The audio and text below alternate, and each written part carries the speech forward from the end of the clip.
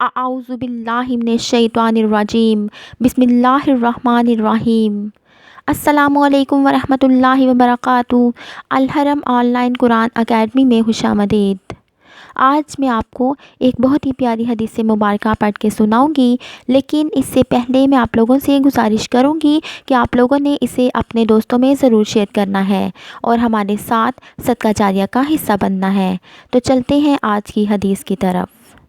جو شخص اچھی طرح وضو کرے پھر مسجد میں نماز کے لیے جائے اور وہاں پہنچ کر معلوم ہو کہ جماعت ہو چکی تو بھی اس کو جماعت کی نماز کا ثواب ہوگا، اور اس ثواب کی وجہ سے ان لوگوں کے ثواب میں کچھ کمی نہیں ہوگی جنہوں نے جماعت سے نماز پڑھی۔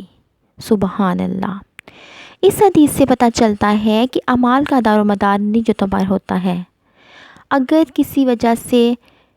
کسی کی نیت جماعت سے نماز پڑھنے کی ہو تو وہ سچی نیت سے وضو کر کے جماعت کو پانے کی کوشش کرے، اور اگر اس کی کوشش کے باوجود جماعت میں شامل نہ ہو سکے، یعنی مسجد پہنچنے پر جماعت ہو چکی ہو، تو پھر بھی اس شخص کو جماعت کی نماز کا ثواب ملے گا۔ سبحان اللہ۔